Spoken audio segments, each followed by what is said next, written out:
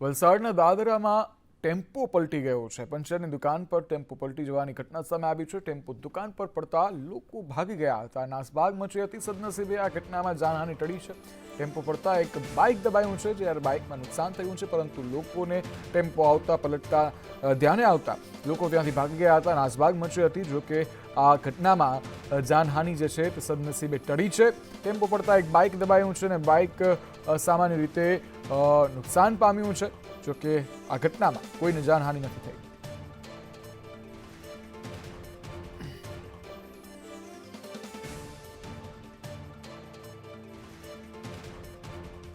પુરવઠા વિભાગ એક્ટિવ થયું છે અને વડોદરામાં સરકારી અનાજની દુકાનો પર દરોડા પાડવામાં આવ્યા છે. અકોટાની અંબિકા સ્ટોરમાં પુરવઠા વિભાગ દ્વારા દરોડા પાડવામાં આવ્યા છે. સોશિયલ મીડિયાથી વેપારી વિરુદ્ધ ફરિયાદ મળી આવી હતી. જ્યારે ફરિયાદ મળી આવતા તરત જ દરોડા પાડવામાં આવ્યા છે. વેપારી સસ્તા અનાજની દુકાનમાં અન્ય વેપાર કરતો હોવાની ફરિયાદ મળી હતી. જો કે વેપારી ભરત પ્રજાપતિ ટર્પેન્ટાઇનનો વેપાર કરતો હતો. 73 લીટર જેટલું ટર્પેન્ટાઇનનો જથ્થો જે છે તે જપ્ત કરવામાં આવ્યો છે દુકાનમાંથી. જ્યારે પુરવઠા વિભાગે વધુ કાર્યવાહી હાથ ધરી છે. વેપારી સસ્તા અનાજની દુકાનમાં ટર્પેન્ટાઇનનો ધંધો કરતો હતો, જેને લઈને ઓનલાઈન ફરિયાદ એક જાગૃત નાગરિક દ્વારા અને જાગૃત ગ્રાહક દ્વારા ફરિયાદ કરવામાં આવી હતી. ત્યારે પુરવઠા વિભાગ દ્વારા કાર્યવાહી હાથ ધરવામાં આવી. 73 લીટર જેટલો ટર્પેન્ટાઇનનો જથ્થો જે છે તે જપ્ત કરવામાં આવ્યો છે. ત્યારબાદ તેને નાશ કરવામાં આવ્યો છે. હાલ અમે અકોટા પોલીસ લાઇન તેની સામે છે. ત્યાં સરકાર માન્ય વ્યાજબી ભાવની દુકાન છે. એના સંચાલક છે ભરતભાઈ શંકરભાઈ પ્રજાપતિ. એમની ત્યાં દુકાને અમારા ડીએસઓ સાહેબ ઉપર કોઈ મીડિયા અધિકારી કોઈનો ફોન આવેલો. એમના બાતમી આધારે અમે અહીંયા આવ્યા અને આવીને અમે જોયું તો એમની દુકાન આગળ ટર્પેન્ટાઇન જેવું પ્રવાહી છે. એમના કહેવા પ્રમાણે છે કે ટર્પેન્ટાઇન પ્રવાહી છે અને એ પ્રવાહીનો ઉપયોગ કંઈ કલર કામ માટે મજૂરો છે કે એ કરે છે અને એમને અમે છૂટક ભાવે લઈએ છીએ અને છૂટકમાં અમે એમને વેચાણ કરીએ છીએ. અને હાલ અમે અહીં જોતા એમને ત્યાં 35 લીટરના 2 કેલવા અને બીજું 2-5 એટલે ટોટલ 70-72 લીટર જેવું અમને ટર્પેન્ટાઇન જેવું પ્રવાહી મળેલું છે. અને અમે હાલ આ દુકાનની તપાસણી કરી છે. દુકાનદારનો જવાબ લીધેલો છે અને અમે આ જે જથ્થો છે એમને સીઝર કરીએ છીએ અને સીઝર કરી અને અમે અમારો જે તપાસ રિપોર્ટ છે એ અમારા ડીએસઓ સાહેબને સબમિટ કરીશું. રાજકોટના વિછિયામાં પોલીસ સામે લોકોમાં આક્રોશ જોવા મળ્યો છે. મહિલાઓએ સાજિયા લઈ અને પોલીસનો વિરોધ કર્યો છે. ત્યારે મર્ડરની ઘટનામાં પોલીસની નિષ્ક્રિયતાથી લોકો નારાજ જોવા મળી રહ્યા છે. 3 દિવસથી કોળી સમાજના લોકો ધરણા પર બેસ્યા છે. મૃતક ઘનશ્યામ રાજપરાનો પરિવાર ધરણા પર બેસ્યો છે. આરોપીઓની ધરપકડથી પરિવારજનોની માંગણી છે કે આરોપીઓની ધરપકડ કરવામાં આવે, પરંતુ આરોપીઓની ધરપકડ હજી સુધી નથી થઈ, જેને લઈને લોકો જે છે તે ધરણા પર બેસ્યા છે. વિંછિયાની ઘટના છે કે પોલીસના હાય નામના મહિલાઓએ સાજિયા લીધા હતા. જ્યારે વિંછિયામાં મર્ડરની ઘટનાના આજે 3 દિવસ થઈ ચૂક્યા છે. તેમ છતાં પરિવારને ન્યાય ન મળતા પરિવાર સહિત આસપાસના લોકો જે છે તે રોડ રસ્તા પર ઉતરી અને પોલીસ વિરુદ્ધ રોષ ઠાલવી રહ્યા છે અને ન્યાયની માંગ કરી રહ્યા છે.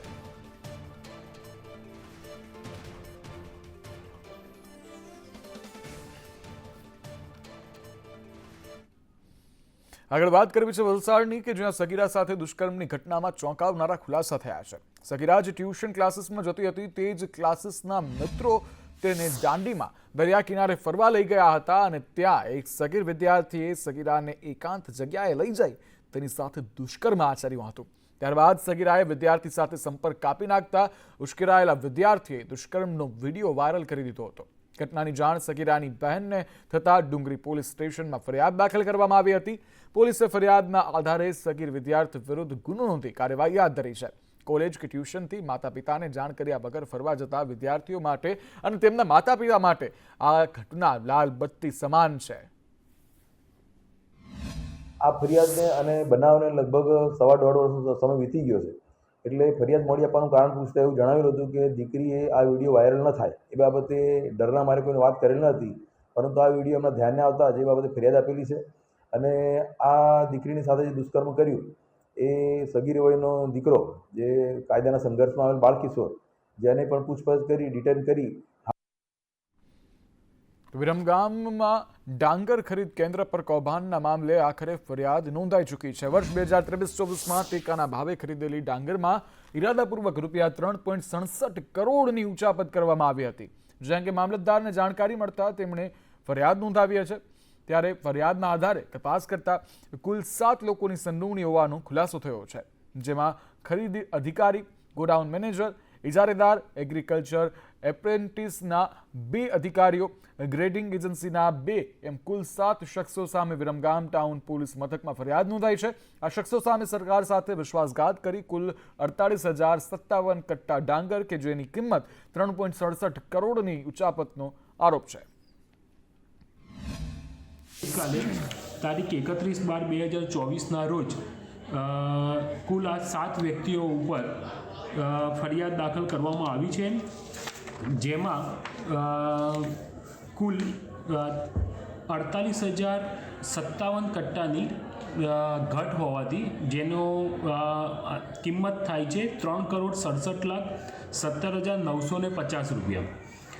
આટલાનું ડાંગર અત્યારે હાલ ગોડાઉન ઉપર ન હોય.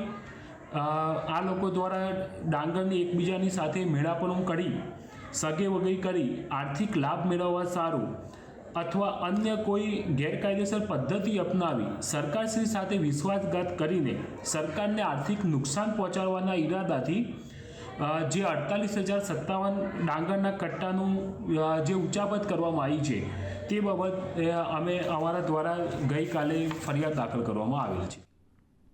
તો બનાસકાંઠામાં ડ્રોના નામે છેતરપિંડીનો ધંધો આચરવામાં આવતો હતો. ડ્રોની સ્કીમ ચલાવનાર સામે પોલીસની લાલ આંખ જોવા મળી. થરાદ ડીવાયએસપીએ 2 ડ્રો સંચાલકો સામે ફરિયાદ નોંધાવી છે. ડ્રો સંચાલક અશોક માળી સહિત 5 સામે ફરિયાદ નોંધવામાં આવી છે. ડ્રો સ્કીમ ચલાવનાર સામે પોલીસે કડક કાયદાને લઈ અને હાલ ફરિયાદ નોંધી છે. થરાદ ડીવાયએસપીએ 2 ડ્રોના માલિકો જે છે તેમની સામે ફરિયાદ નોંધી છે. ડ્રો સંચાલક અશોક માળી સહિત 5 સામે ફરિયાદ નોંધવામાં આવી છે. ડ્રોની સ્કીમ ચલાવનાર સામે પોલીસે લાલ આંખ કરી છે. બનાસકાંઠાની ઘટના છે કે જ્યાં ડ્રોના નામે છેતરપિંડી કરતા હતા. છેતરપિંડીનો ધંધો બંધ કરવા માટે પોલીસ દ્વારા કાર્યવાહી હાથ ધરવામાં આવી છે. લકી ડ્રોમાં એક અશોક માળી કરીને છે તેના વિરુદ્ધ ગુનો દાખલ કરવામાં આવેલો છે. બાકીના એક જગદીશ સાધુ અને તેના સાગરીતો 5 જણા છે તેના વિરુદ્ધ પણ ગુનો દાખલ કરવામાં આવેલો છે. અત્યારે હાલની પરિસ્થિતિ પ્રમાણે અત્યારે 2 ડ્રો વાળા ઉપર મેં ગુના દાખલ કરાવેલા જાતેથી અને બીજા એવા મારી પાસે હજી 4 લોકો છે, 4 ડ્રો વાળા છે કે જેના વિરુદ્ધ અત્યારે મારી તપાસ ચાલી રહી છે અને આના વિરુદ્ધ પણ કાયદેસર પગલાં લેવામાં આવશે. તો કડીમાં એમ્બ્યુલન્સ ચોરીની ઘટનામાં હવે એક નવો વળાંક આવ્યો છે. ચોરાયેલી એમ્બ્યુલન્સ કેનાલ પાસેથી મળી આવી છે. એમ્બ્યુલન્સ અકસ્માત થયેલી હાલતમાં મળી આવી છે. પાસિંગ થયા વગરની એમ્બ્યુલન્સની ઇરાદાપૂર્વક ચોરી કરવાની ઘટના જે છે તે સામે આવી હતી. એમ્બ્યુલન્સનો અકસ્માત કરાયો હતો. નવી નક્કોર એમ્બ્યુલન્સ જાણી જોઈને ચોરી કરાઈ. 29 ડિસેમ્બરે ફાયર સ્ટેશનમાંથી આ એમ્બ્યુલન્સ જે છે તે ચોરી થઈ હતી. વિસલ પર નજીક પલટી ખાધેલી હાલતમાં આ એમ્બ્યુલન્સ મળી આવી હતી. એમ્બ્યુલન્સ ચોરી મામલે ફરિયાદ પણ નોંધાઈ હતી. ત્યારે એમ્બ્યુલન્સ ચોરનાર જૂનો ડ્રાઈવર જે છે તે હોવાની આશંકા છે કે એમ્બ્યુલન્સ જે ચોરી કરી છે તે જૂનો ડ્રાઈવર હોવાની આશંકા છે. જો કે હાલ આ બાબતે નવો વળાંક આવ્યો છે કડીમાં એમ્બ્યુલન્સ ચોરીમાં. ત્યારે આ એમ્બ્યુલન્સ છે તે કઈ રીતના પલટી ખાધી, 29 ડિસેમ્બરે ફાયર સ્ટેશનમાંથી કઈ રીતના ચોરી થઈ હતી, ચોરી કરનાર કોણ છે, નવી એમ્બ્યુલન્સ હતી જે હજી સુધી ચોપડે પણ નહોતી ચડી. ત્યારે વિસલ પર નજીક પલટી ખાધેલી હાલતમાં એમ્બ્યુલન્સ મળી આવી હતી. ત્યારે એમ્બ્યુલન્સ ચોરી મામલે હવે ફરિયાદ નોંધાઈ છે. કડી પોલીસ સ્ટેશનની હદમાં જે નગરપાલિકા છે એ નગરપાલિકાની ફાયર બ્રિગેડની ફોર્સ કંપનીની એમ્બ્યુલન્સ ગાડી હતી એની ચોરી થયેલી.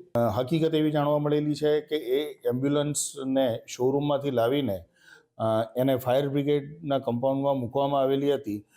એ ત્યાંથી જ એની વગર પાસિંગ થયા વગર જ આ કોઈક વ્યક્તિએ એની ચોરી કરેલી અને એને લઈ જઈ જાણી જોઈને એણે આ કેનાલની બાજુમાં એ ગાડીને નાખી દીધી હોય એવું અમને એક જાણવા મળેલું છે.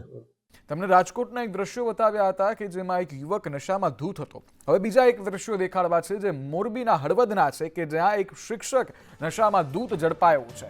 શિક્ષક પ્રતીક કેલા નશાની હાલતમાં ઝડપાઈ આવ્યો છે. 31 ડિસેમ્બરે ડ્રાઈવ દરમિયાન શિક્ષક ઝડપાયો હતો. પોલીસે શિક્ષકને ઝડપી પાડ્યો છે. ખાખરાથડ પ્રાથમિક શાળામાં શિક્ષક ફરજ બજાવે છે. ત્યારે શિક્ષક જે ગુરુ સમાન હોય છે તેને લોકો પૂછતા હોય છે, પરંતુ આ શિક્ષક જ્યારે કાનૂન અને કાયદા વ્યવસ્થાનો ભંગ કરતો હોય છે ત્યારે પોલીસની ગાડીની પાછળ બેસવાનો વારો આવે છે, લાલ બત્તીમાં બેસી અને પોલીસ સ્ટેશન જવાનો વારો આવે છે. ખાખરડાની આ ઘટના છે. ખાખરાથડ પ્રાથમિક શાળામાં આ શિક્ષક જે છે તે ફરજ બજાવે છે. મોરબીના હળવદમાં નશામાં ધૂત હતો આ શિક્ષક, જ્યારે 31ની રાત્રે તેને દારૂ પીધેલી હાલતમાં ઝડપી પાડવામાં આવ્યો છે.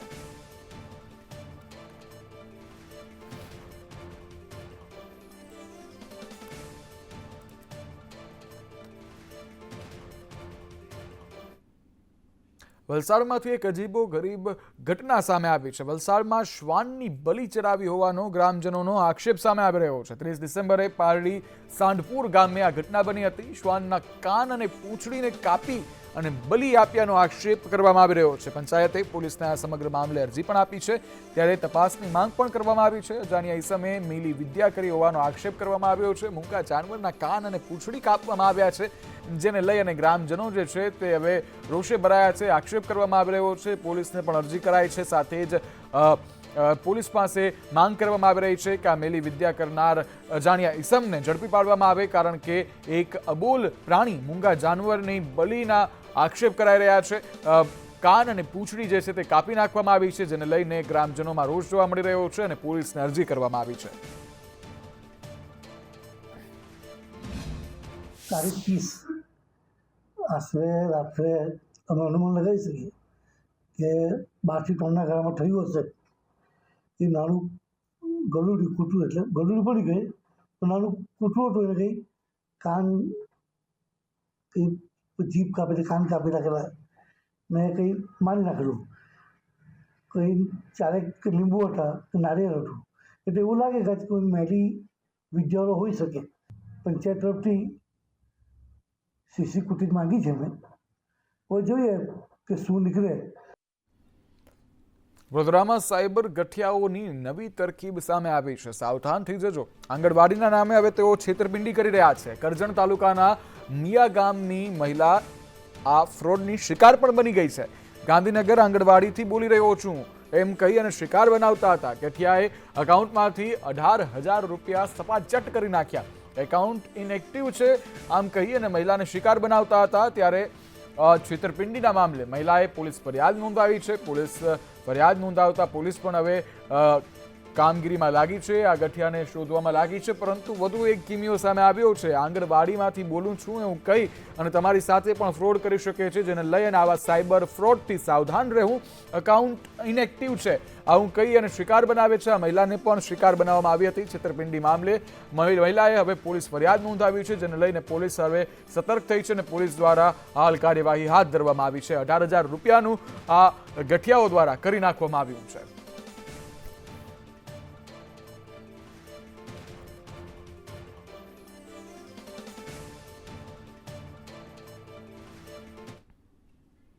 પંચમહાલના ગોધરામાં ભૂમાફિયાઓ સામે આદિવાસીઓના ધરણા જોવા મળી રહ્યા છે. કલેક્ટર કચેરીએ આદિવાસી સમાજે આવેદન આપ્યું છે.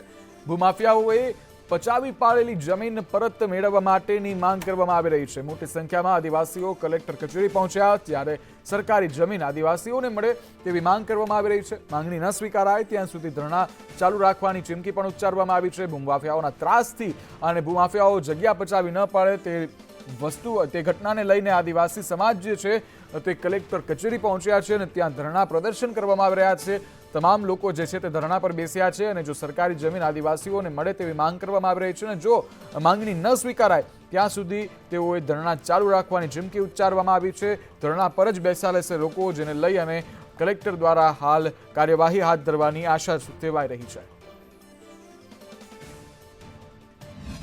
પંચમહાલ જિલ્લાના સમગ્ર આદિવાસી સમાજના લોકો જેમની જમીનો જે છે 73AA નિયંત્રણના બાદવાળી જમીનો, આ જમીનો કેટલાક ભૂમાફિયા લોકોએ જે છે ગોધરાની આજુબાજુની ખૂબ જ કિંમતી જમીનો જે છે પડાવી લીધી છે. અને આ બધી જ જમીનો જે છે એ પ્રશાસને શ્રી સરકાર કરી.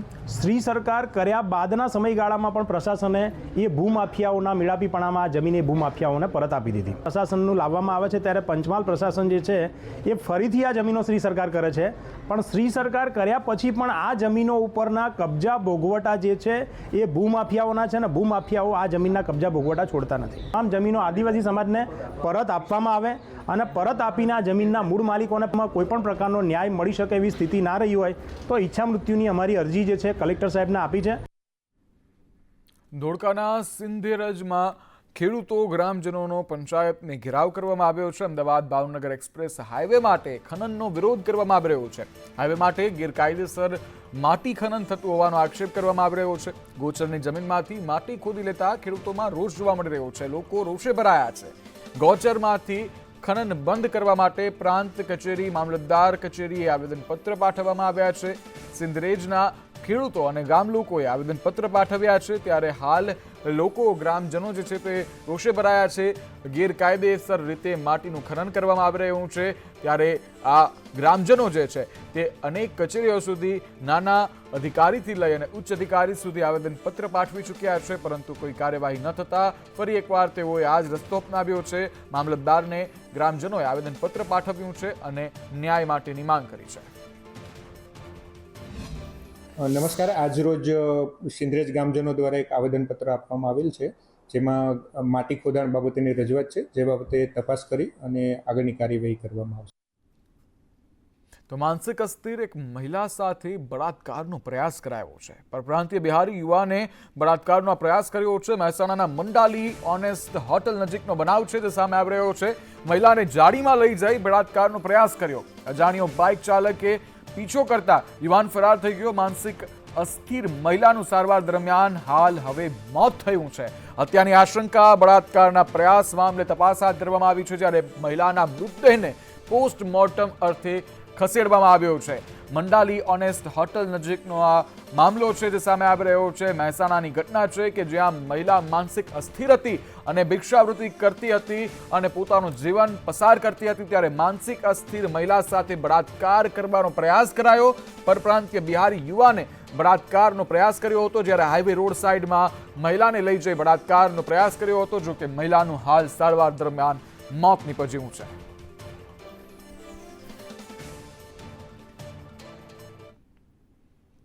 રાજકોટમાં ન્યૂ યરની રાતે એક યુવતીને કડવો અનુભવ થયો છે. પોલીસ તરીકેની ઓળખ આપી યુવતીની છેડતી કરવામાં આવી.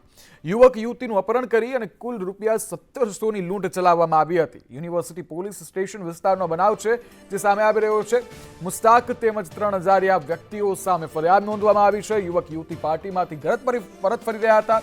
ત્યારે એ જ સમયે યુવકને મારવામાં આવ્યાની પોલીસમાં ફરિયાદ નોંધાઈ છે. રાજકોટની ઘટના છે કે જ્યાં ન્યૂ યરની એટલે કે ગઈકાલ રાત્રે યુવક યુવતી સાથે કડવો અનુભવ થયો છે. પોલીસ તરીકેની ઓળખ આપનારા 2 વ્યક્તિ જે સામે આવ્યા, ત્યારબાદ વ્યક્તિઓએ યુવતી સાથે છેડતી કરી હતી. યુવક યુવતીનું અપહરણ કરી તેમની ગેરકાયદેસર અટકાયત કરી લીધી હતી.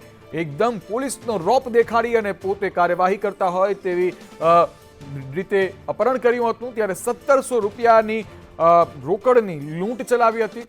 રાજકોટ શહેરના યુનિવર્સિટી પોલીસ સ્ટેશન વિસ્તારમાં અવધ રોડ નજીકનો બનાવ છે, જે સામે આવ્યો છે. જ્યારે યુનિવર્સિટી પોલીસ સ્ટેશન જે છે તે હવે સતર્ક થઈ છે, એક્શનમાં આવી છે અને પોલીસે કામગીરી હાથ ધરી છે.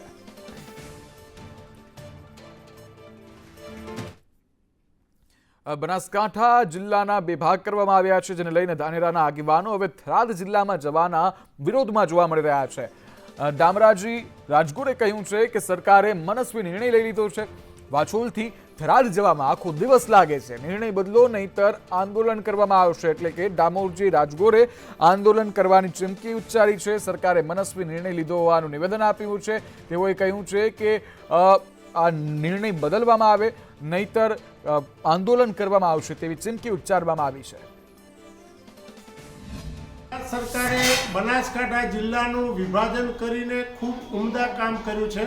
જેમ કે ધાનેરા તાલુકાને થરાદમાં મૂકી અને પ્રજાની અગવડતા વધી જાય છે, માટે ધાનેરા તાલુકાનું વાછોલ ગામ, જેને થરાદ પહોંચતા 100 કિલોમીટરનો અંતર કાપવું પડે અને ₹500 ખર્ચ કરીને એક સામાન્ય દાખલો મેળવવા માટે એને થરાદ જવું પડે, એ ખૂબ મુશ્કેલી ભર્યું થાય છે. માટે ધાનેરા તાલુકાને મૂળ બનાસકાંઠામાં જ રાખવામાં આવે. જો ધાનેરા તાલુકાને થરાદમાં મૂકવામાં આવશે તો ગાંધી ચીધા માર્ગે આંદોલન કરવાની પ્રજાને ફરજ પડશે. બનાસકાંઠામાં વાવ થરાદ નવા જિલ્લાને લઈને વિરોધ શરૂ થઈ ચૂક્યો છે. ધાનેરાના એક્સ MLA એટલે કે પૂર્વ ધારાસભ્યનો જિલ્લા વિભાજનમાં વિરોધ જોવા મળી રહ્યો છે. પૂર્વ ધારાસભ્ય નાથાભાઈ પટેલે વિરોધ નોંધાવ્યો છે. નાથાભાઈ પટેલે કહ્યું કે અમારે થરાદ નથી જવું, પાલનપુર બરાબર છે, અમે બનાસકાંઠા જિલ્લામાં રહેવા માંગીએ છીએ, અમારા વિસ્તારને થરાદ અનુકૂળ નથી.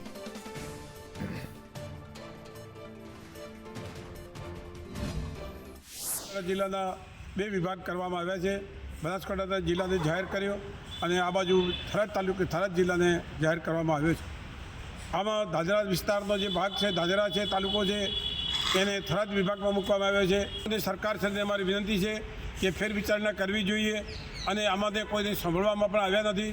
એ સાંભળવાની તક પણ આપી નથી. ત્યારે અમે આંદોલનનો માર્ગ ન લીધો પડે એને પહેલાં આપ સૌ એમાં વિચાર કરશો અને ધાનેરા તાલુકાના જે ગામડા છે એને બનાસકાંઠા જિલ્લામાં મૂકવા માટે અમારી વિનંતી છે. બનાસકાંઠાના વિભાજનને લઈ કાંકરેજ એમએલએની પ્રતિક્રિયા સામે આવી છે. વિભાજન પર કાંકરેજ ધારાસભ્ય અમૃત ઠાકોરનું નિવેદન પણ સામે આવ્યું. તેઓએ કહ્યું કે કાંકરેજને થરાદ જિલ્લામાં સામેલ કરવાનો નિર્ણયને વખોડ્યો છે.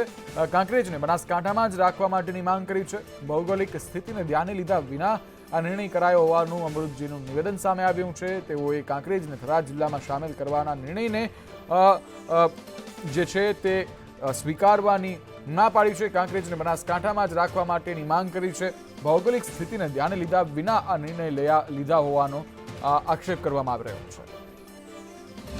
મારા મત વિસ્તાર કાંકરેજ તાલુકાને થરાદ જિલ્લામાં જે સમાવેશ કર્યો છે બાબતને હું વખોડી કાઢું છું. કારણ કે મારા કાંકરેજ તાલુકાના ખેડૂતો હોય, નાના મોટા વેપારી હોય, એમને પાલનપુર જવું આવવું ખૂબ સહેલું ને સરળ પડે છે. નાના મોટા ધંધા સાથે સંકળાયેલા લોકોને પણ જવું આવવું ખૂબ સહેલું ને સરળ પડે છે. જ્યારે થરાદ જવું ખૂબ જ અટપટું ને અઘરું છે. ત્યારે આ તાલુકાને થરાદમાં સમાવેશ કરી અને જે નિર્ણય લેવામાં આવ્યો છે એ નિર્ણય યોગ્ય નથી. ધાનેરાને બનાસકાંઠા જિલ્લામાં રાખવા માટેની ઉગ્ર માંગ ઉઠી રહી છે. ધારાસભ્યોએ સીએમને રજૂઆત કરી હતી. માવજીભાઈ દેસાઈએ સીએમને પત્ર લખી અને રજૂઆત કરી. ધાનેરાની જનતા માટે બનાસકાંઠા જિલ્લો અનુકૂળ છે. કોંગ્રેસે પણ ધાનેરાના બનાસકાંઠામાં સમાવેશની માંગ કરી છે.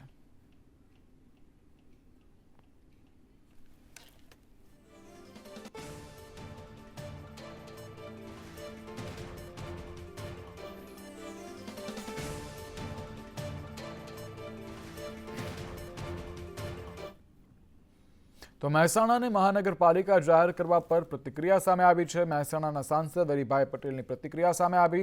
હરિભાઈએ કહ્યું, મહેસાણા મનપા બનતા હવે વિકાસ ઝડપી બનશે. મહાનગરપાલિકામાં વિકાસ આયોજનબદ્ધ થાય છે. ગ્રામ્ય વિસ્તારનો વિકાસ ઝડપી બનશે.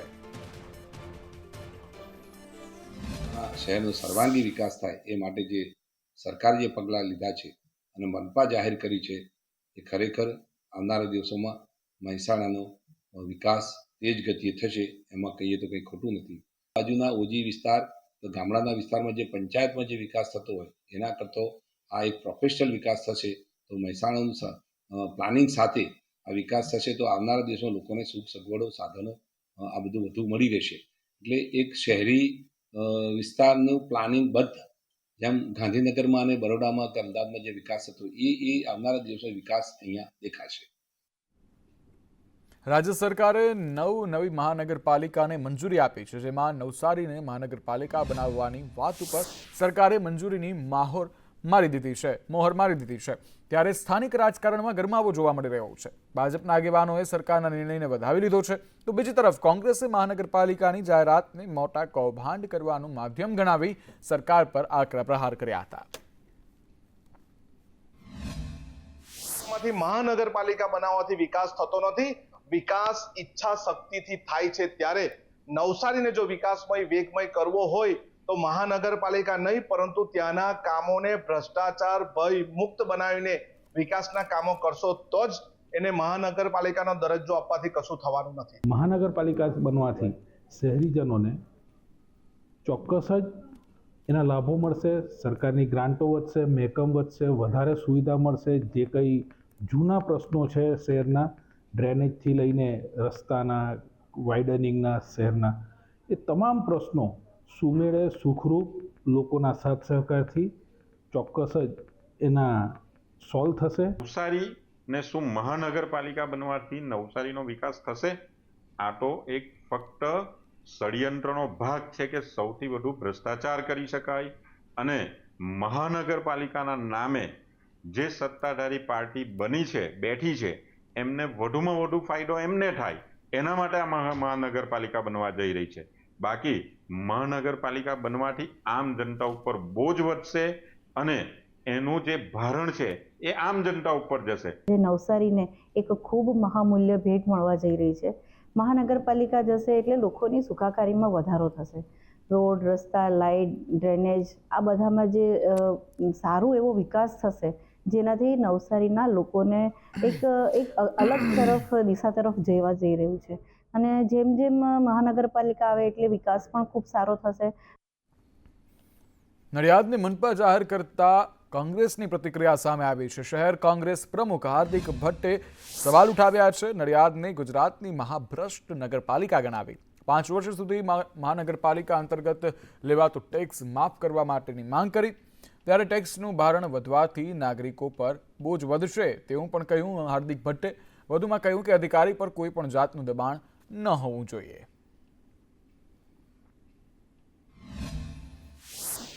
મને લાગે છે વિકાસથી વિપરીત બાબત છે આ ભારતીય જનતા પાર્ટીની સરકાર દ્વારા.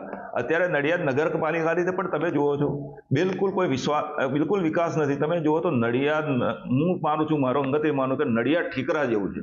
એને કોઈએ એની પર દુર્લક્ષ નહીં. મને લાગે આ નેતાગીરી બિલકુલ નબળી છે.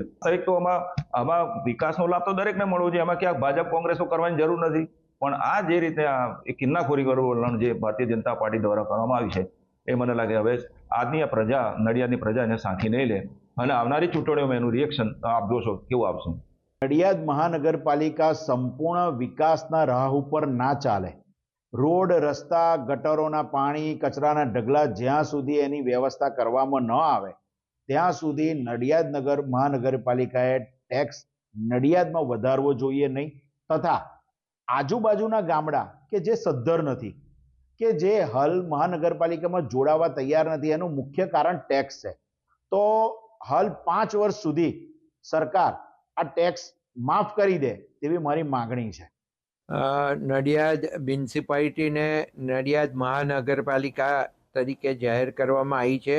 સરદાર પટેલ સાહેબનું જન્મસ્થળ છે અને માનનીય મુખ્યમંત્રી શ્રી ભૂપેન્દ્રભાઈ પટેલ સાહેબને હું ખૂબ ખૂબ અભિનંદન આપું કે અમારી મ્યુનિસિપાલિટીને, નડિયાદ મ્યુનિસિપાલિટીને એમણે કોર્પોરેશન જાહેર કરી છે. અને કોર્પોરેશન થવાથી જે સરકારના બેવડા લાભ અમને મળવાના છે, સેન્ટ્રલ ગવર્મેન્ટ હોય કે સ્ટેટ ગવર્મેન્ટ હોય, અને કોર્પોરેશનનું જે બજેટ છે આખું જુદું હોય છે, તો એ બધાય લાભો અમને મળશે.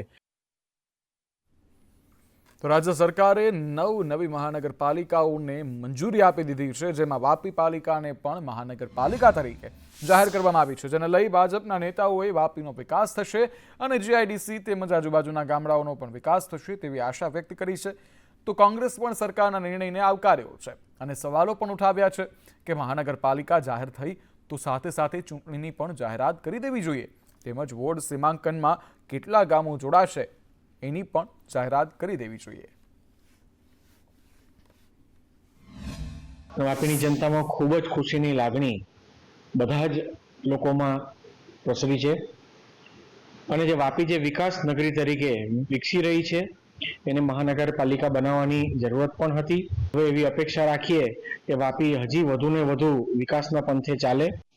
વાપી નગરપાલિકા વિસ્તારના જે પાર્ટી વિધાનસભાની અંદર આવતા જે ગામો જે છે એ મહાનગરપાલિકાની અંદર સમાવેશ થતા અને મૂળ વાપી નગરપાલિકાના જે કુલ 11 વોર્ડો જે છે એનો સમાવેશ થતા આ બધા જ વિસ્તારોનો સમાવેશ કરીને મહાનગરપાલિકા બનવાથી વાપીના લોકોને મહાનગરપાલિકાના ખૂબ જ લાભો મળવાના છે. વાપી નગરપાલિકામાં જે આ સત્તાધીશોના કામથી અમે બધા નારાજ છે. કારણ કે દરેક કામ બ્રિજથી માંડીને, રોડથી માંડીને, ગટરથી માંડીને કોઈ કામ મતલબમાં થવા લાયક નથી ને થયા નથી. અને આ વાપી નગરપાલિકા એકદમ નિષ્ફળ ગયેલી છે. એના માટે આ મહાનગરપાલિકા આવે તો નવા પ્રોજેક્ટ થાય અને એના માટે અમારે મહાનગરપાલિકા થાય અને જાહેરાત થઈ છે તો એમાં અમારે કોંગ્રેસ પાર્ટી તરફથી અમને આવકાર્ય છે કે ભાઈ મહાનગરપાલિકા ડિક્લેર થઈ છે એ બહુ જ ખુશીની અને સારી વાત છે. પણ ખાલી ડિક્લેર મહાનગરપાલિકા કરવાથી કંઈ નથી થતું. સાથે સાથે એ લોકોએ એરિયા નક્કી કરી દીધો, વસ્તી બધી નક્કી કરી દીધી, પણ કોઈ જાતની કયો એરિયા લીધો, કેટલી વસ્તી લીધી એની કોઈ માહિતી અત્યારે એ લોકો ડિક્લેર કરતા નથી. એ પણ સાથે સાથે બધું ડિક્લેર કરે તો જો બી કોઈ બી પાર્ટી હોય એને પોતાની ઇલેક્શનમાં લડવા માટે કે એના માટે જો તૈયારી કરવી હોય તો એ કેવી રીતે કરે? એકદમ અચાનક ઇલેક્શન ડિક્લેર કરશે ને ત્યારે જ બધું ડિક્લેર કરશે. તો રાજ્ય સરકારે નવી મહાનગરપાલિકાને મંજૂરી આપી છે, જેમાં મોરબી પાલિકાનો પણ સમાવેશ થાય છે. ત્યારે મોરબી મહાનગરપાલિકા જાહેર થતાં ભાજપના આગેવાનોએ સરકારને અભિનંદન પાઠવ્યા. તો કોંગ્રેસે સારી સુવિધાઓ અને સારા કમિશનર મળશે એવી આશા સાથે સરકારને અભિનંદન પાઠવ્યા છે. હવે મોરબીવાસીઓને પણ સારી સુવિધાઓ મળવાની આશા જીવંત બની છે. ગુજરાત સરકાર અને ખાસ કરીને મુખ્યમંત્રી શ્રી ભૂપેન્દ્રભાઈ પટેલનો ખૂબ ખૂબ આભાર વ્યક્ત કરું છું, જેને મોરબી મહાનગરપાલિકાનો દરજ્જો આપ્યો છે. મોરબીના મહાનગરપાલિકા થતાં વિકાસના દરવાજા ખોલવાના છે, કારણ કે કમિશનર દરજાના અધિકારીઓ મળવાના છે અને પોલિસી લેવલમાં સારી રીતે કામ થઈ શકે આ ટાઈપની સરકારની જોગવાઈ પ્રમાણે અને શહેરી વિકાસની જોગવાઈ પ્રમાણે કામ થવાના છે.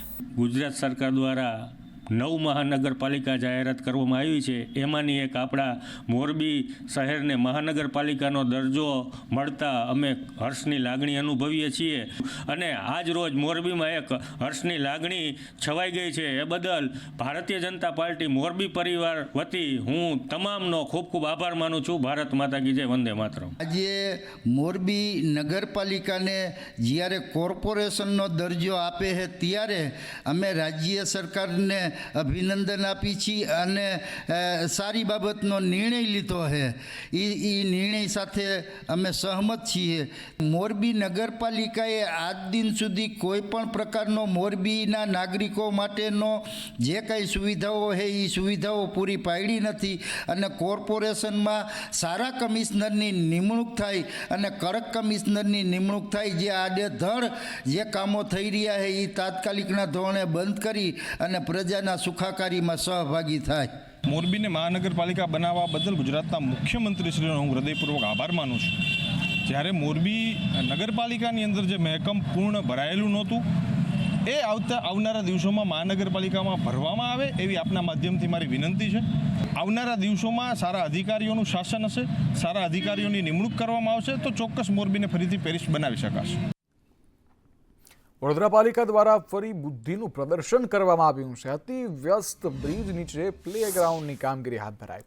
વાલી મંડળ અગ્રણી દ્વારા આ બાબતનો વિરોધ કરાયો છે. ફતેગંજ બ્રિજ નીચે અંડરબ્રિજ પ્લેગ્રાઉન્ડ બની રહ્યું છે. નજીકમાં એમએસ યુનિવર્સિટીની હેડ ઓફિસ આવેલી છે. 500 મીટર છોડીને જ ચાલે છે હાઈ સ્પીડ રેલવેનું કામ. અહીંથી રોજ લાખો વાહનો પસાર થાય છે. ડમ્પર સહિત ભારે વાહનો પસાર થાય છે. જો અકસ્માત થાય તો જવાબદારી કોની? બાળકો અહીં રમવા માટે આવે છે. હરણી બોટ કાંડ બાદ પણ પાલિકા સુધરતું નથી. જો પ્લેગ્રાઉન્ડ કરાશે તો વિરોધ કરવામાં આવશે તેવી ચીમકી વાલી મંડળ દ્વારા ઉચ્ચારવામાં આવી છે.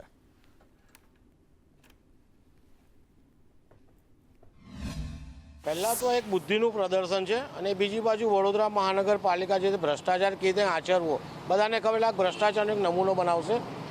આ ફતેગંજનો મેઇન રોડ છે, બે બાજુ સર્વિસ રોડ છે, સાથે સાથે 24 કલાક ધમધમતો આ રોડ છે. બીજી બાજુ હાઈ સ્પીડ રેલવેનું કામ ચાલે છે. સાથે સાથે જોવા જઈએ તો આ જેટલો ટ્રાફિક અહીંયા છે એટલો ટ્રાફિક સિટીમાં પણ નથી. રાત દિવસ 24 કલાક ટ્રાફિકથી ધમધમતો છે. હવે આ બ્રિજના નીચે બાળકોને રમતગમતના સાધનો કે બાળકોની એક્ટિવિટી માટે જે કામગીરી કરવામાં આવી છે, ક્યાંક ને ક્યાંક એવું લાગે છે કે અકસ્માતનો ભય અહીંયા સતાવશે. વડોદરા મહાનગરપાલિકા અન્ય રાજ્યોની નકલ કરે છે, પરંતુ વાસ્તવિકતામાં નકલમાં પણ અક્કલ જરૂરી હોય છે. વડોદરા મહાનગરપાલિકાના સત્તાધીશો સ્માર્ટ કામગીરી માટે જાણીતા છે. હવે ફરી એકવાર આ સ્માર્ટ વાલી મંડળના અગ્રણી છે દીપક પાલકર, સ્થાનિક અગ્રણી છે વડોદરાના જાણીતા અતુલ ગામેરી, તેમની સાથે વાત કરીએ.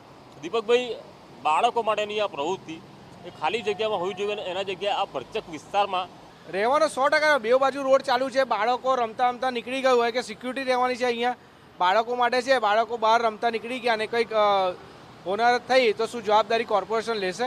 વાલી મંડળ તરફથી તમે આમાં રજૂઆત કે પછી કોઈ આંદોલન કરશો? વાલી મંડળ તરફથી અમે એક રજૂઆત કરીશું મેયરશ્રીને અને એમને કે ભાઈ તમે આ તાત્કાલિક ધોરણે આ બધું બંધ કરો.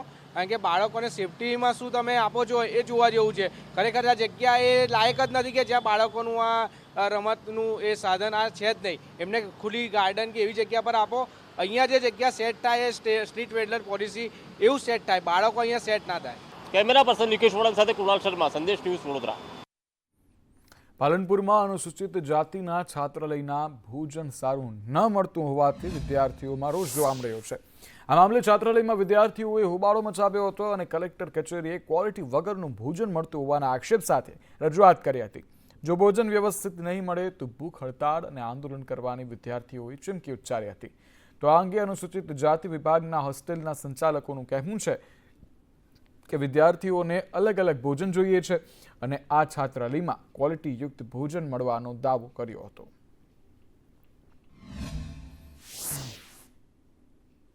અને એના કારણે વિદ્યાર્થીઓને કેટલાય રોગો થાય છે અને ગુણવત્તાયુક્ત જમવાનું આપે અને મેન્યુ પ્રમાણે જમવાનું બને તેવી આશા રાખીએ છીએ.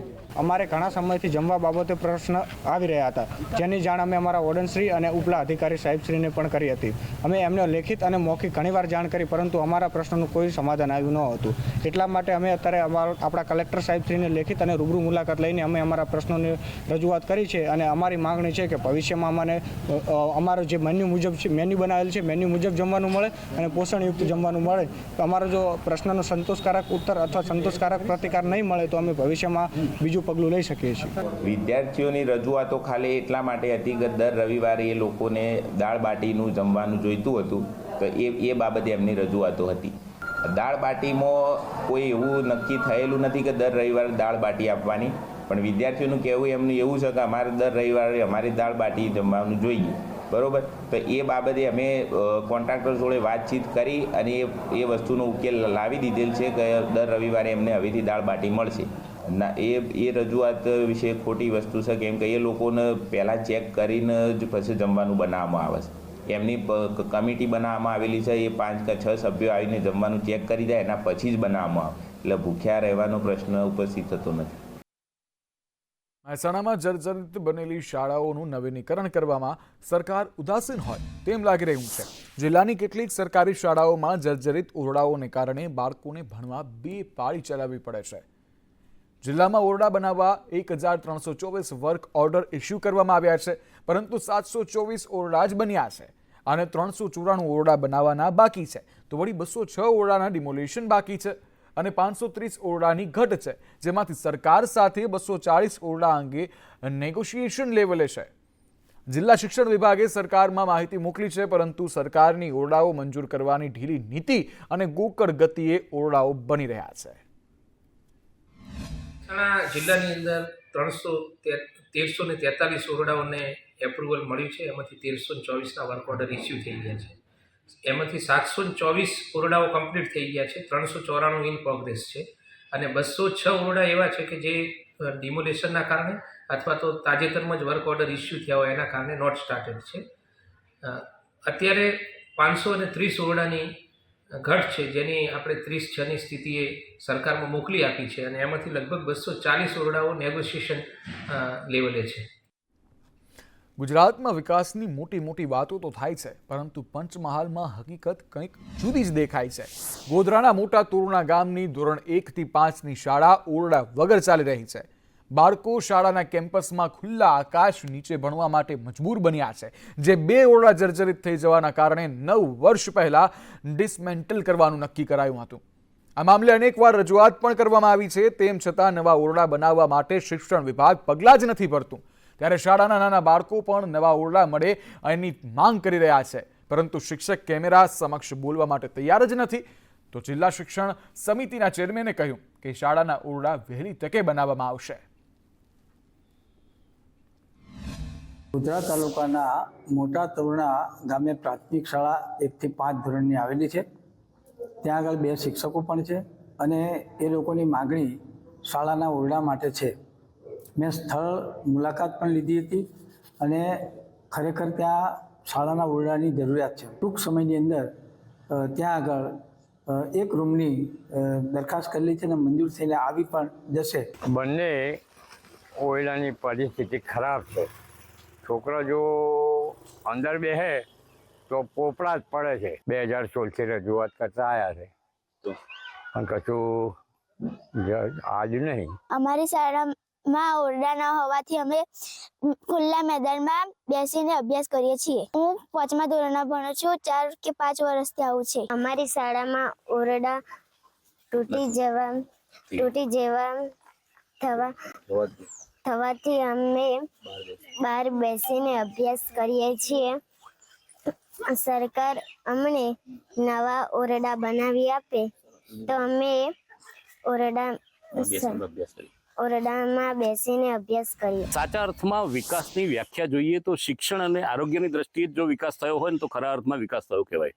પરંતુ હકીકત હું એ આપને જે બતાવવા જઈ રહ્યો છું એ પંચમહાલ જિલ્લાના ગોધરા તાલુકાનું મોટા તોરણા ગામ છે, જ્યાંની સ્થિતિ હું આપને દ્રશ્યોમાં જ બતાવવા માંગીશ કે આ શાળાની મુલાકાત લેતા ખબર પડી છે કે આ શાળાની અંદર 1 થી 5 ધોરણના વિદ્યાર્થીઓ અહીંયા અભ્યાસ કરે છે અને અહીંયા પરિસ્થિતિ જોતા 2 ઓરડા જે દેખાઈ રહ્યા છે જેનો જર્જરિત થતાં તેને પણ ડિસમેન્ટલ કરવાનો ઓર્ડર થઈ ગયો છે. ત્યારબાદ પરિસ્થિતિને જોતા જોઈએ તો બીજો કોઈ પણ ઓરડો અહીંયા ભણવા બેસવા લાયક છે જ નહીં, પરંતુ અહીંયા 1 થી 5 ધોરણની શાળા ચાલી રહી છે અને જે વિદ્યાર્થીઓ ખુલ્લામાં આ રીતના ખુલ્લામાં ઝાડ નીચે બેસીને અભ્યાસ કરી રહ્યા છે. છેલ્લા 5 થી 6 વર્ષથી આ જ સ્થિતિની અંદર શિયાળો હોય, ચોમાસું હોય કે ઉનાળો હોય, આ ત્રણેય ઋતુની અંદર બાળકો આ રીતના બહાર બેસીને ભણી રહ્યા છે. આ માટે અનેક વખતે શાળા તરફથી નવા ઓરડા માટેની માંગ કરવામાં આવી છે, તો છતાં પણ અહીંયા શિક્ષણ વિભાગમાં રજૂઆત કરવા છતાં હજુ સુધી આ ઓરડા નવા બનાવવા માટેની કોઈ પણ કાર્યવાહી કરવામાં આવી નથી. હર્ષદ મહેરા, સંદેશ ન્યૂઝ, પંચમહાલ. શિક્ષણ મંત્રી કુબેર ડિંડોરની શાળા સંચાલક મંડળ સાથે બેઠક જોવા મળી. સંચાલક મંડળ અને શિક્ષણ વિભાગના અધિકારીઓ સાથે બેઠક કરી પ્રી પ્રાઇમરી સ્કૂલની નોંધણીની પ્રક્રિયા બાબતે સમીક્ષા બેઠક થઈ. નોંધણીની મુદ્દત લંબાવવા માટે શાળા સંચાલક મંડળે માંગ કરી છે, ત્યારે સંચાલકોને પડતી મુશ્કેલી બાબતે સીએમનું ધ્યાન દોરવામાં આવ્યું છે.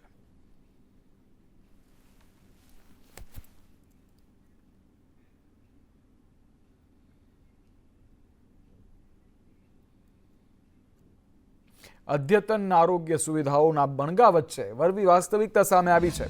જસદણની સરકારી હોસ્પિટલમાં જ્યાં ગાયનેક ડોક્ટર તેમજ સર્જનની જગ્યા છેલ્લા 8 મહિનાથી ખાલી છે.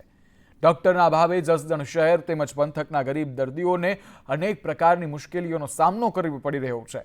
ત્યારે સવાલ થાય છે કે વિવિધ રાજકીય પક્ષોના આગેવાનો હોસ્પિટલ જેવા મહત્વના પ્રશ્ને આંખ આડા કાન કેમ કરી રહ્યા છે?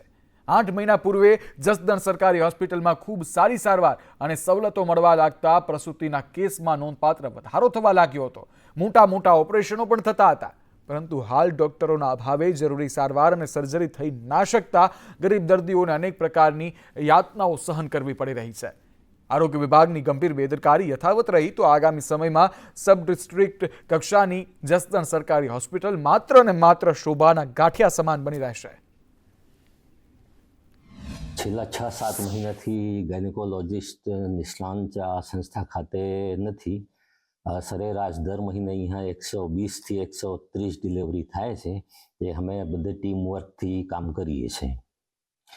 આપણા આરોગ્ય વિભાગ ગાંધીનગરથી દર વખત જાહેરાત મૂકવામાં આવે છે, પણ અહીંયા કોઈ હાજર થતા નથી. મુશ્કેલી પડી છે, એને માટે અમે જે જોખમી દર્દી હોય એને જાનાના હોસ્પિટલ રાજકોટ અમે દાખલ કરાઈ છે 108 की એમ્બ્યુલન્સ મારફતે. પીએમજેવાય યોજના ચાલુ છે, તો એને 10 લાખ સહાય મળે છે, એ અંતર્ગત અમે દાખલ કરાઈ છે. સાંજે નોર્મલ ડિલિવરી થઈ હતી, પણ કાલે એક કેસ હતો, એ જગ્યાએ એને ડિલિવરી ન થઈ એટલે એને રાજકોટ મોકલવા પડ્યા હતા. એટલે રાજકોટ મૂકવા ગયા હતા અહીંથી. તમારે શું કહેવું છે? મારું કહેવાનું એવું છે કે અહીંયા ડૉક્ટરો નથી, એટલે અહીંયા ડૉક્ટરો એના ડિલિવરી કેમ થાય પછી? અને અત્યારે નાનકા માણસો હોય, ગરીબ માણસો હોય તો એને અહીંયા ડિલિવરી કરવા હાટું અહીંયા લાવતા હોય, અને પછી અહીંયા એમ કે નહીં જ થાય એમ તો અથવા સરકારી રાજકોટ યાદ આવે કે પ્રાઇવેટમાં યાદ આવે, તો પ્રાઇવેટમાં જઈએ તો ખર્ચો કેવડો લાગે? અત્યારે ગરીબ આગળ પૈસા ન હોય. કમલા પૂછાયા ડિલિવરી માટે 3 દિનના ડૉક્ટર નથી, એમ કે પ્રાઇવેટમાં મોકલે. કેટલો ખર્ચો થાય પ્રાઇવેટમાં? બહુ ખર્ચો થાય, 20-25 હજાર થાય. એમસીનો મધુમાલતી આવાસમાં પાણી નિકાલ માટે નિર્ણય લેવાયો છે. રિંગ રોડ પર આવેલા મધુમાલતી આવાસ માટે આ નિર્ણય કરાયો છે. 11 કરોડના ખર્ચે સ્ટ્રોમ વોટર લાઇન નાખવાનો નિર્ણય છે. આ નિર્ણય લીધા પહેલા લોકો ખૂબ હાલાકી ભોગવી રહ્યા હતા, જેના દ્રશ્યો આપ ટીવી સ્ક્રીન પર જોઈ શકો છો. દયાબાન તળાવમાં પાણી નિકાલ માટે આયોજન કરાયું છે. આવતા ચોમાસા પહેલા કામગીરી પૂર્ણ કરવા માટેનું આયોજન છે અને ખાતરી આપવામાં આવી છે. ત્યારે હાલ તો એ જ કહી શકાય છે કે આવતા ચોમાસા પહેલા કામગીરી પૂર્ણ કરવામાં આવે. મધુમાલતી આવાસ યોજના પાસે વરસાદની જ્યારે સિઝન હોય છે ત્યારે ત્યાં વોટર લોગિંગ સ્પોટ જે છે એ 2-3 દાડા સુધી પાણી ભરેલું રહે છે. તેનાથી લોકોને મુશ્કેલીઓ બી પડતી હોય છે. પણ આ વખતે અમે એનું સ્ટ્રોંગ વોટર લાઇનનું તાકીદે આજે કામ આવ્યું હતું. તાકીદે અમે કામ લીધું છે અને લગભગ આશરે અંદાજે 11 કરોડ જેવા ખર્ચે સ્ટ્રોંગ વોટર અમે લાઈન નાખવા જઈ રહ્યા છીએ. આ લાઈન નાખવાથી જે પાણી જે ભરાવાની સમસ્યા છે સ્ટ્રોંગ વરસાદી પાણીની એનો નિકાલ થશે. તો વિંછિયામાં કોળી સમાજના ધરણાનો સુખદ અંત આવી ગયો છે. મર્ડરરને લઈ મૃતકના પરિવારજનો ધરણા પર બેસ્યા હતા. મર્ડરરને શોધવા માટે પોલીસ કચેરીએ ધરણા પર બેસ્યા હતા. ત્યારે કોળી સમાજના આગેવાનોએ હવે ધરણા જે છે તેને સમાપ્ત કર્યા છે. મૃતકના પરિવારજનોની માંગણી સ્વીકારવામાં આવી છે. કલેક્ટરે 5 દિવસમાં માંગણી પૂર્ણ કરવાનું આશ્વાસન આપ્યું છે. મૃતક ઘનશ્યામ રાજપરાને આવતીકાલે અગ્નિદાહ અપાશે. 29 તારીખે જે બનાવ બન્યો ત્યાર પછી છેલ્લા 4 દિવસથી વિંછિયા વિસ્તારમાંથી કોળી સમાજના તમામ આગેવાનો 2 દિવસથી સેવા સદનમાં સહી ધરણા ઉપર સહી બેઠા હતા. અમારા સમાજની ભાઈ શ્રી ઘનશ્યામભાઈ જે મુદ્દાને લઈને જે લડત આપતા હતા એ તમામ મુદ્દાઓની અમારા સમાજની જે માંગણી હતી એના અનુસંધાને કલેક્ટર અને એસપીના પ્રતિનિધિ તરીકે પંડ્યા સાહેબે આશ્વાસન આપ્યું છે કે તમારી જે કોઈ માંગણી છે એ અમે 5 તારીખ સુધીમાં સહી પરિપૂર્ણ સહી કરવાના છે. આજે જે નિર્ણય લીધો અત્યારે અને આગેવાનોએ અને સરકાર તંત્ર એવું કહે છે કે 4 દિવસમાં કામ થઈ જશે. 4 દિવસમાં કામ નહીં થાય તો ફરીને ઉપવાસ ઉપર બેસ્યો. અત્યારે સમાજે જે નિર્ણય લીધો એ નિર્ણય ઉપર આપણે સહમત છીએ. વિંછિયા તાલુકામાં એક મારામારીનો બનાવ બન્યો હતો જે મર્ડરમાં પરિવર્તિત થયું હતું. એમાં માનનીય આઈજી સાહેબને સૂચના પ્રમાણે આજે એસપી સાહેબ, હું પોતે પ્રાંત અધિકારી શ્રી વગેરે આવીને જે હતભાગી હતા એમના પરિજનો ને એમની જે ટીમ હતી એમની સાથે અમે વાટાઘાટો કરી અને આ જે એમની માંગણીઓ છે એ સ્વીકારવામાં આવી છે. જે ગંભીરમાં ગંભીર જે કલમ છે એ કાયદામાં ઉમેરવામાં આવી છે.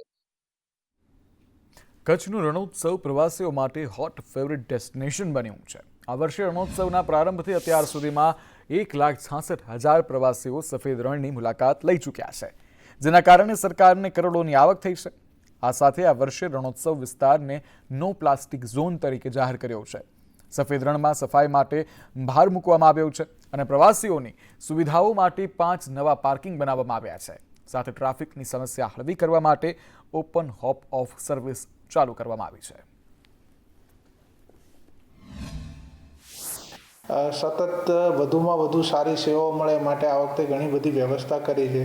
આ વખતે કાઉન્ટરની સંખ્યા વધારવામાં આવી છે, જેથી જે લાઈનો થતી હતી ટિકિટ માટે એ પણ આ વખતે બહુ ઓછી છે. આ વખતે ટ્રાફિકની સમસ્યા બહુ ઓછી રહી છે ગત વર્ષની અપેક્ષાએ.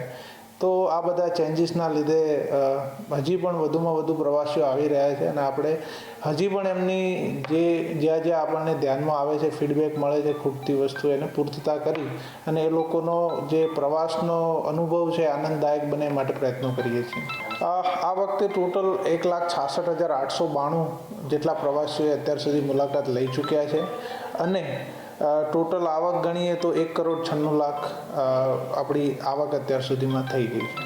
આ વખતે આપણે નો પ્લાસ્ટિક ઝોન જાહેર માટેના જાહેરનામા બહાર પાડ્યા છે. સતત સફાઈ ચાલુ રહે, રણમાં એક પણ પ્લાસ્ટિક ના જોવા મળે એ પ્રકારની વ્યવસ્થા કરી છે. વિવાદ ચાલતો હતો. મહંત વિજય બાપુ પર તેમના ભાઈ નીતિન ચાવડા દ્વારા વ્યભિચાર અને ભ્રષ્ટાચારને લઈ આક્ષેપો કરવામાં આવ્યા હતા.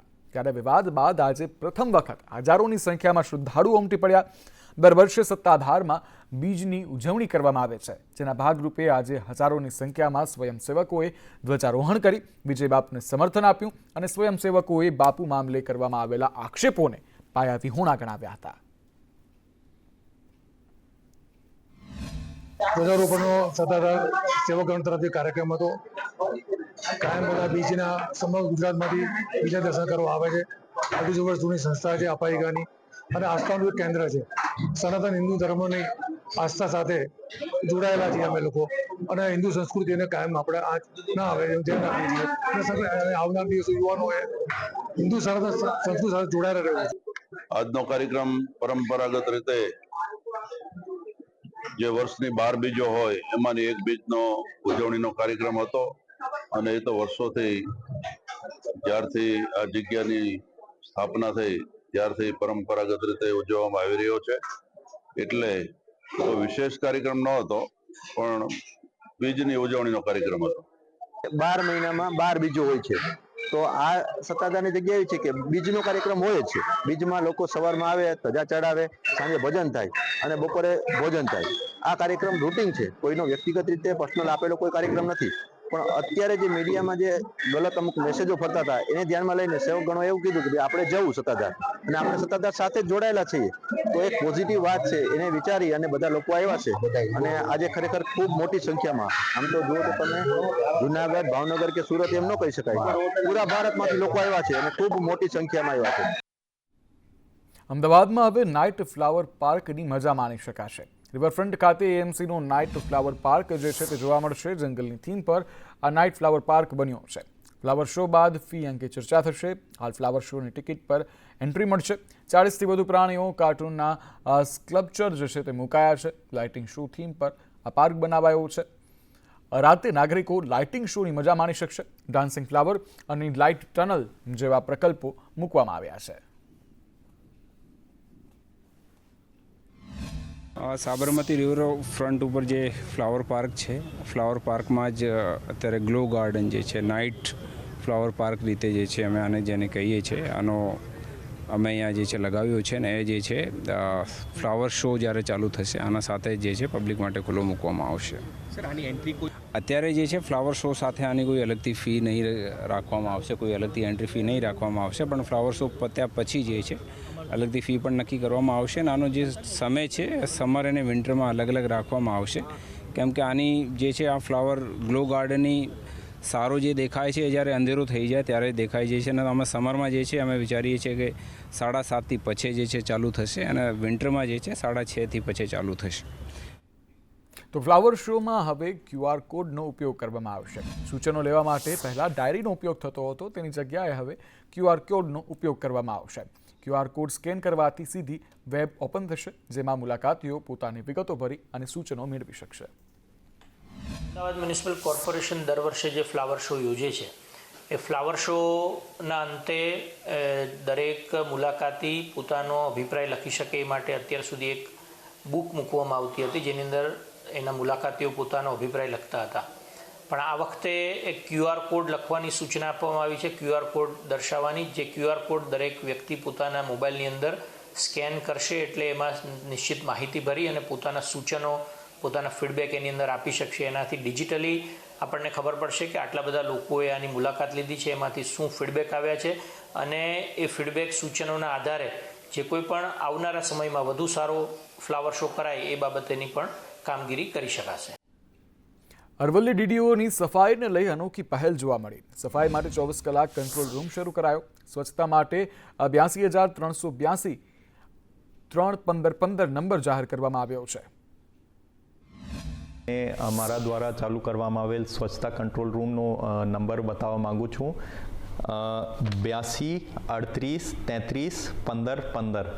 એટલે યાદ રાખવા માટે આપનો જે પિનકોડ છે એ એમાં સમાવિષ્ટ છે. આપને કોઈ પણ એવો જાહેરમાં ગંદકીનો સ્થળ દેખાય તો તાત્કાલિક એ સ્થળની વિગત અને ફોટો આ નંબર ઉપર આપ નાખી શકો છો અને એના પછી અમારા દ્વારા એના માટે વ્યવસ્થાપન કરવાનો પ્રયત્ન કરવામાં આવશે.